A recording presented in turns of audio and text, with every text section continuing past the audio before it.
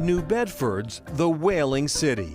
Boston, Beantown. Salem, Witch City. We Bay Staters have a weakness for a good town nickname. Some are world famous, others barely known beyond their town border.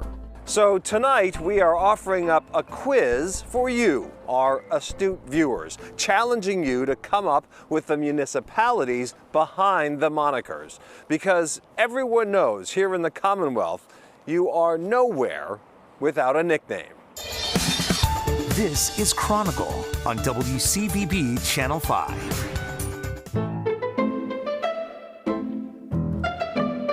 The unsuspecting visitor to our first nicknamed town might wonder what they've gotten themselves into. That pop is what makes the whole business work.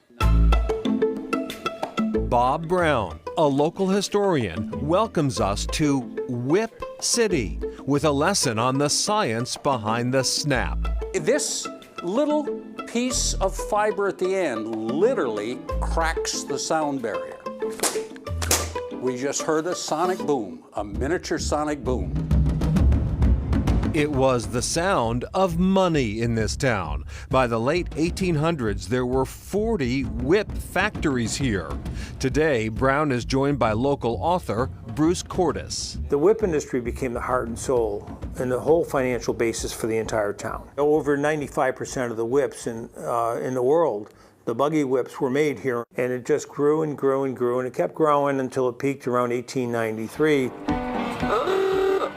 Of course, that was when the buggy whip industry was so rudely interrupted by that newfangled contraption called the automobile. The industry declined, and Whip City's factories closed, except for one lone holdout. We pride ourselves that we still exist and that we are pristine. Neither the exterior nor the interior have been changed. It is a genuine time capsule. These machines were put into service in, I would guess, the 1850s.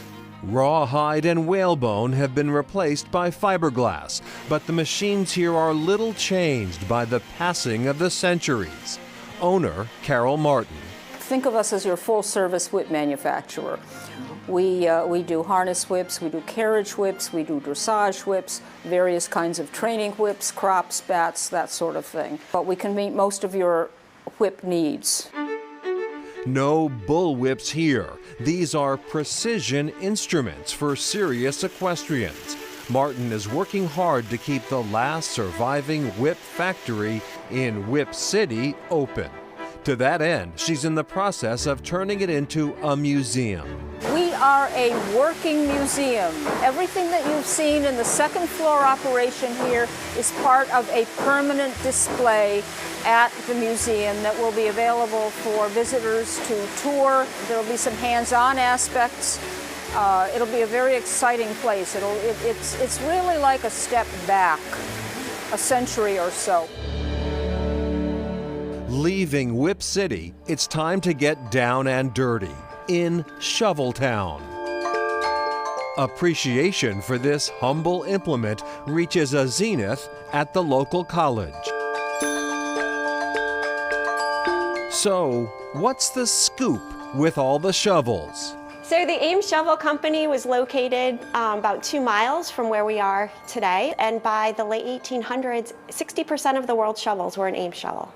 60%. Nicole Casper oversees this unusual collection. No two shovels alike.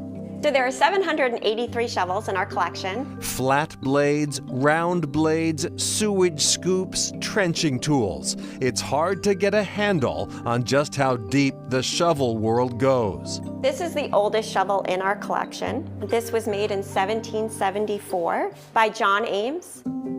And though each is special in its own way, Casper has a weakness for this bad boy. So this is what I consider my favorite shovel. It is the most dangerous shovel in my opinion, as the pickaxe on one end and the shovel blade on the other. But if one were to unearth a takeaway lesson from this world-class collection, and indeed from Shoveltown itself, it might be that this lowly tool could be shown a little more love. So if everybody goes into their basement or their shed, they're going to find a shovel. But everybody has a shovel, and you never know when you're going to need one. I think it's an underrated tool, and we don't realize it has such a long history to it.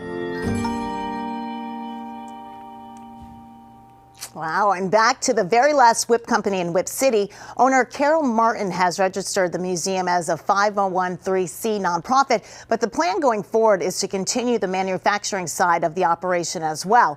It's noteworthy that the National Register of Historic Places lists both the building and its contents as historically significant. Next, a visit to Glasstown.